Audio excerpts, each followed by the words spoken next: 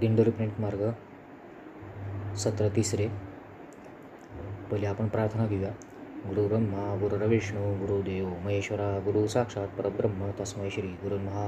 श्री स्वामी समर्थ महाराज की जय. श्री गुरुदेव दत्त. श्री त्र्यंबकेश्वर महाराज की जय. गंगा गोदावरी माता की जय. सद्गुरु परमपूज्य मोरे दादा की जय. श्री स्वामी समर्थ गुरुमाऊली की जय. भारत माता की जय.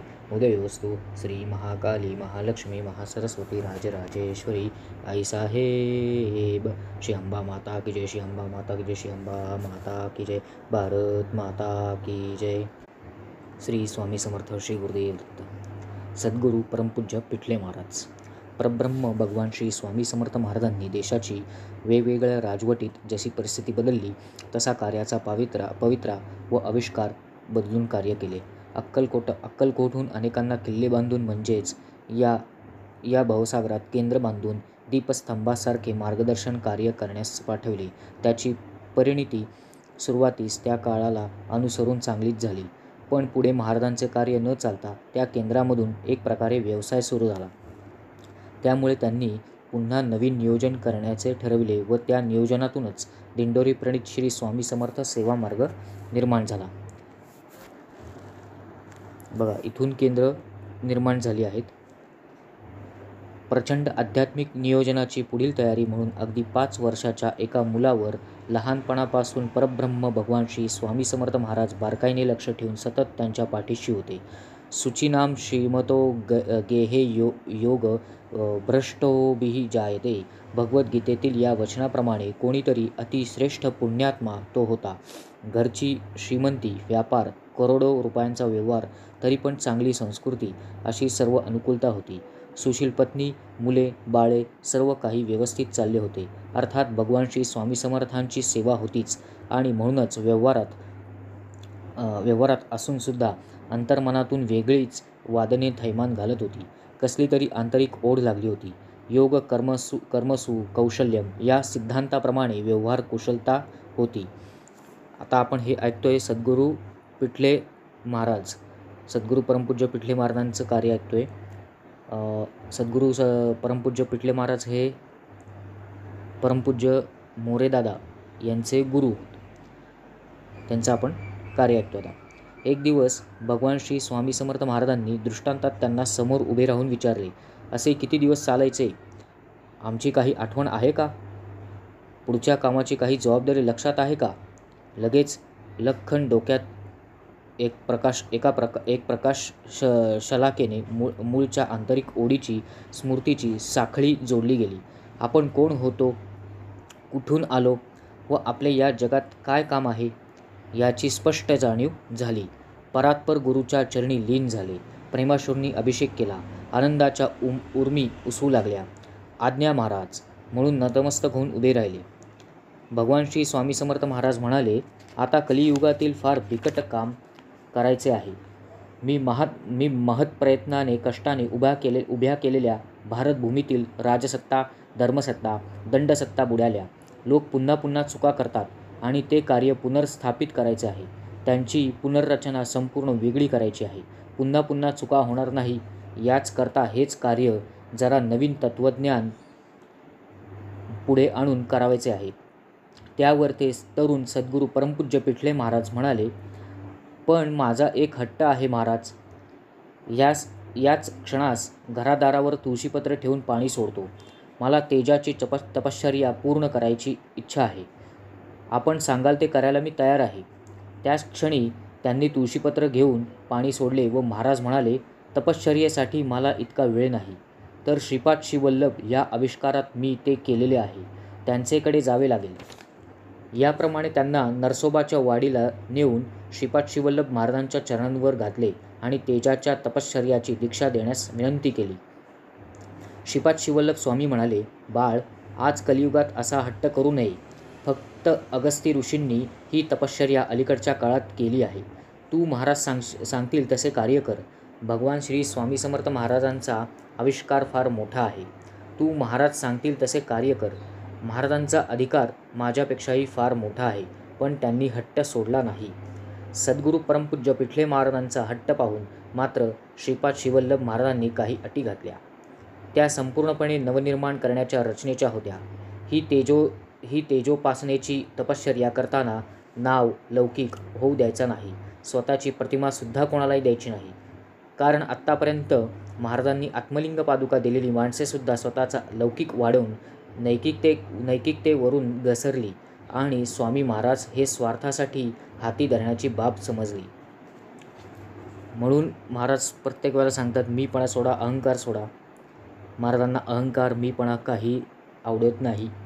यासाठीच आवडत नाही, आपला लौकिक, आपलं नाव सोडून कार्य करायचं हेच महाराजांना आवडतं.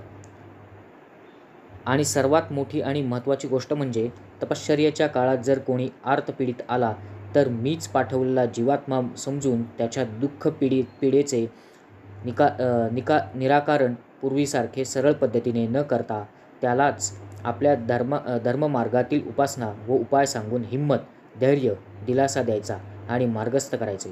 परत खेट्या घालायला सांगायचे नाही. त्यांचेकडून मोबदला, दक्षिणा काहीसुद्धा घ्यायचे नाही. कारण व्यावसायिक स्वरूपाने लोकांची कामे बंद व्हायचे झाली. काम मीच करतो हे ते विसरले. श्रेय स्वतःकडे घेऊ लागले. पुढे सुद्धा हे अशाप्रमाणे व्यवसाय करणारच म्हणून मी ते बंद केले. कारण त्यांच्यामुळेच धर्मावरील निष्ठा, विश्वास, श्रद्धा मुळापासून उखडून निघाली आहे.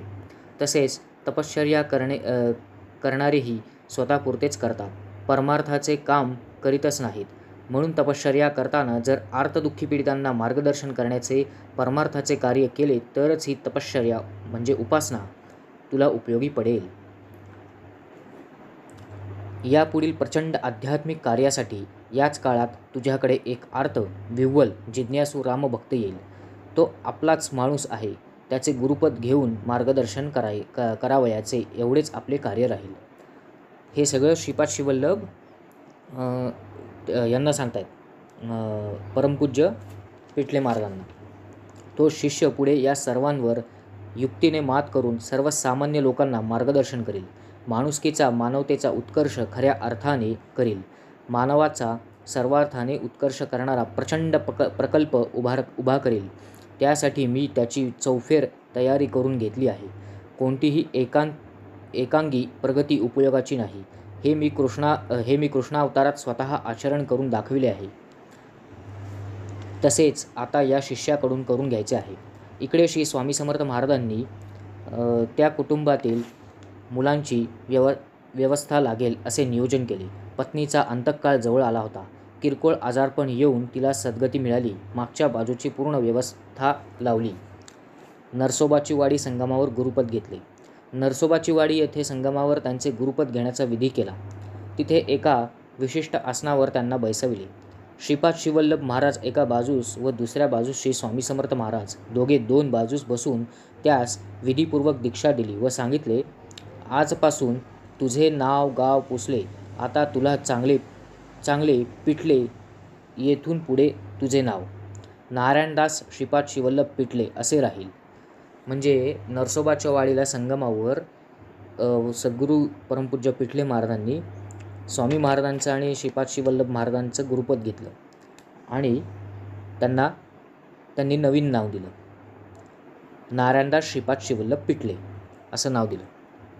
स्वामी महाराजांनी गुरुपद घेतले, संपूर्ण जबाबदारी घेतली आणि तिघांनी मिळून आज आपण दिनचर्येपासून भूपाळी, आरत्या, मंत्रपुष्पांजली, प्रार्थना म्हणतो हे सर्व म्हटले. नुसत्या या आरत्या मनापासून दररोज म्हणून एखाद्याच्या जीवनाचा कायापालटच होईल.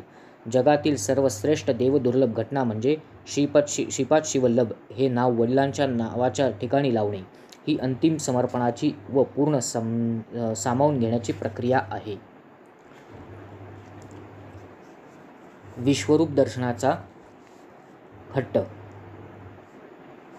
यानंतर श्री पिठले महाराजांना प्रयागाला नेले व तेथून लगेच हिमालयात नेले. तिथे सुरुवातीस काही तपश्चर्या करून घ्यायची होती. तिथे खूप योगी तपस्वी 300 ते 500 वर्षे तपश्चर्या करणारे होते. ते सर्व पाहू लागले. कोण आले म्हणून. तेवढ्यात पिठले महाराज म्हणाले, महाराज, माझा आणखी एक हट्ट पुरवा. मी पुन्हा आपणास कधीच काही मागणार नाही. हट्ट काय आहे. मला आपले मूळ स्वरूपातील दर्शन या क्षणी व्हायला पाहिजे. सर्व योगी हा कच्चा दिसतो म्हणून हसले. ठीक आहे. पिठले महाराज म्हणाले, महाराज मला आत्ताच्या आत्ता इथे तुमचं मूळ रूपात दर्शन पाहिजे. आणि सगळे लोक तिथले तपश्चर्या करणारे म्हणले, हा काय वेडा माणूस आहे का, म्हणून हसले. नाही म्हटले तरी तू थोडाच ऐकणार आहे. आणि तथास्तु. म्हणून भगवान श्री कृष्णांनी असे अर्जुनाला विश्वरूप दर्शन दिले. तसे जगडव्याळ तेजाच्या प्रकाशाच्या शलाका बाहेर पडणारे अतिभव्य देखणे मदन मनोहर रूप मानवी डोळ्यांनी पाहवत नव्हते असे प्रकटले. पिठले महाराजांचे डोके जेमतेम पोटरीपर्यंत पोहोचत होते. वर मान करून पाहिले तर तेज सहन होत नव्हते. सबंध विश्वाला तेज पुरूनही उरणाऱ्या परमात्म्याचे पूर्ण तेजाची कल्पनाच करता येणार नाही. गुरुचरित्र हा क्षणाचा ग्रंथ नाही. आता इथे गुरुचरित्राबद्दल आहे. बाळ, अजूनही काही विचार, मला आता जास्त वेळ नाही. पिठले महाराज म्हणाले, आपण एवढे उदार, जगाला आत्मदान दिलेली, प्रेमळ व लोकांचेच कल्याण करणारे असूनही आज आपली सेवा करायला लोक घाबरतात, तेव्हा ती सोप्या पद्धतीने निर्भयतेने कशी करावी? श्री दत्तप्रभू म्हणाले. आता इथे दत्तप्रभूंनी गुरुचरित्राचं महत्त्व सांगितले आहे पिठले महाराजांना.